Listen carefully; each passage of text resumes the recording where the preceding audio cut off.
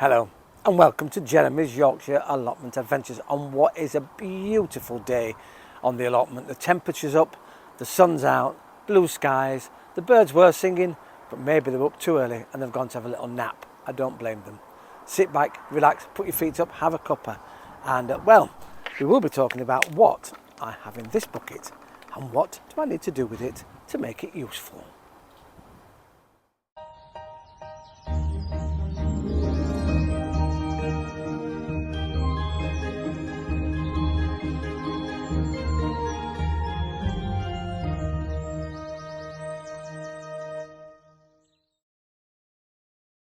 There's nothing like sitting out in the sunshine and doing a bit of gardening. I've taken a picture actually. I've made myself a little table out of my wheelbarrow, a piece of spare wood and a plastic tray. Now in this plastic tray I've got all the seedlings that I want to transplant. Got my compost next to me and a diddy spoon. The diddy spoon is obviously to help them out of these pots into their new ones. Now before I carry on, do you remember the bucket that I had? £1 from a DIY store. Well, what I'm going to do, drill a couple of holes in the bottom here for drainage, put some compost in the bottom, take one potato and pop it in there. And as with all the potatoes, every time it grows and it shoots above about 6 inches, we put some more compost in there. So by the end of the summer, when these are ready, we'll have lots of potatoes in there. And the beauty of this is you can move it around into the sun and then keep an eye on it if you wanted to do so. Obviously, you've got to keep it moist and keep it wet, otherwise the potatoes won't grow. But for £1 with compost, you'll get your own potatoes. And yes, I know people say it costs a fortune. You've got to buy the compost. That bag of compost was £5. And so I'm going to get lots of things out of that. Now I'm putting my gloves on to do some moving about with the. Now I've got my pots. These have been cleaned out. Make sure I definitely have. Oh, hello. And then I'm filled that obviously at the bottom, the base. Put some out lovely. Now this is quite wet. Stick my finger in. In fact, you know what? I'm no good with gloves. As long as you wash your hands really, really carefully afterwards, you should be fine. So let's start with our lovely butternut squash. Now last year I had butternut squash in here. Never grew them before. You have to do a bit of help with them. You have to make sure that they're growing properly, and then just take a bit of that off so I can see the root system. Absolutely lovely. Look at that. In fact, what I'm going to do is tip some of that out, have a little bit in the bottom, not much, because these need really filling up. So there you go. Oh, I love that. It's still got the butternut squash seed attached. Now these again, I'm going to fill right up to the leaves of the butternut squash. Oops, not on the leaves. And then you can get the picture. And hopefully that will give it stronger roots, establish it. And there you go. Number one, should I say. Now what I've not got here, which I must go and get, my labels. They've got to be clearly labelled because obviously, apart from they've got 2 leaves at the moment and they've got 4, they're not dissimilar to sunflowers. So I have to be really careful there. So I'm going to carry on with this, and well, I'll see you shortly. Well, what's in the bucket? Well, I can reveal I have fresh horse manure. And I know it's fresh because this morning I was outside my house. I'm very lucky I live on the edge of woodland and a country park, so it's really nice, and we get horses past. I've never done it before, but I was happened to go out this morning and there was a brand new fresh pile of horse manure.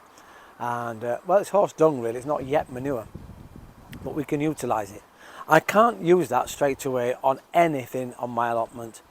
In early winter, when I'm getting ready in the autumn, I can put it on top of the soil, and over the winter period it will be taken into the soil and utilised that way. You can actually, if you wish, make what's called a hotbed. It really warms the soil up. I could use fresh manure, horse manure, dig a trench, put it in the trench at the bottom, and then cover the trench with the soil. And then you can plant your winter crops on there. And what it will do is, it will warm the roots up over the winter period, because the manure will rot down. It gets hot when it's rotting and warms up the manure and the soil, and so it will keep your winter plants, especially if they're under a cloche, nice and warm, a bit like having an electric blanket in bed. You know, fantastic, that warm your feet up. Well, it warms the roots and they really love it. Now, as I said, I can't use it except for the fact I can pop it directly into my compost bin here behind me, and there we have it, fresh manure into the compost bin. If you are using manure, be very careful with it, because of course it's got lots of things in. I'll pop that in here and then we'll talk about it more. There you go, directly into my compost bin. What I will do, leave that a couple of days and then I'll start to mix it in the rest of the compost. It's a really good accelerator, that's the word I'm looking for. It really will help the rest of the compost break down, because of course it will heat up, and that's what you want when you're making compost. I'll add a little bit of moisture into that also, and that will really help the compost to get going. 6 to 12 months in there and it will be ready to put in directly either around the base of plants or into obviously the rest of the compost and the soil throughout the year. One of the things you have to be careful of, now I've only got a little bit there so I'm not too concerned, and this doesn't apply to any horse manure you buy from say garden centres or farms that have been really well rotted, because normally they're massive big piles and it gets really hot, and so it will get rid of things like pesticides and weeds and all those things you can actually get if you get it direct sometimes from stables, because it hasn't been warm enough. So actually, but pre-buying ready-made horse manure is also instant. You can put that straight onto your soil, but not this stuff. This has to go to be well rotted down over the next 12 months. It was free, so out for note, as we say here in Yorkshire.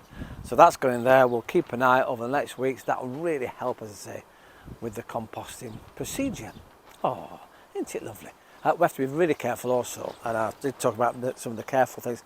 It could have pesticides on it, because we don't know, of course, when the silage was made for the horses, when the hay was made, and whether the farmers had put pesticides onto the field to keep weeds down, help it grow fast, all those things, and keep it healthy.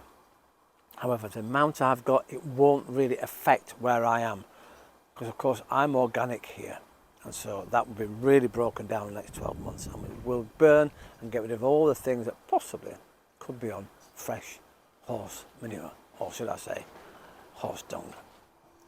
Well, people often ask, why do you like gardening? Well, I think today's one of the days. Look at it, full sun, blue skies, the birds are singing, I've got lots of jobs done. Mind you, I don't mind it in the rain really. But what I've done is I've transplanted everything that I needed to do today, put them into pots, brand new compost, watering from the bottom. That's really important, because when I transplanted, even out of some of these pots, the bottom half was quite dry because I've been watering from the top. So I'm now going to have to start. These are soaking up nicely, they're getting heavier and heavier, and so over the next hour or so all the water will be sucked up into the soil, into the roots of the plant. Very important. A little tip when you are transplanting though, make sure that you put your seedlings right up to the very top of the brim. This one here, this chili, is sunk. I've not put enough soil in, and what it means is it's actually in shadow when it's growing up, so that one will probably bolt. A lot of people do, to try and save, you know, compost and soil, that they put the seeds right down at the bottom here, and then as it grows they top it up and top it up and top it up. That's fine, like I say, but they become very leggy then. They're searching for the light. Get them above the rim or in line with the rim, and then they won't be shooting or bolting, and you have stronger plants, hopefully. I've got 2 to sort out before I go, and put some of this stuff around the bottom of my raised bed where my kohlrabi is. As you know, I've been attacked by slugs. This is coffee grounds. I'm going to get as much round as I can at the bottom. I've not yet had a chance to get my nematodes out and get them sorted, hopefully. So, once again, thank you very much for watching Jeremy's Yorkshire Allotment Adventures, almost, and thank you for your comments. It's great. Thank you for your photographs I've had recently. If you can't put photographs in the messages, you can send them, of course, to jezgrows@outlook.com. Horizontal, please. Landscape version. It really helps me when I'm editing the videos. Oh, it's so nice. Do you know what's been lovely today? I've had lots of bumblebees buzzing around. It's great to have them back. See you next time here on Jeremy's Yorkshire Allotment Adventures. Ta-ra for now.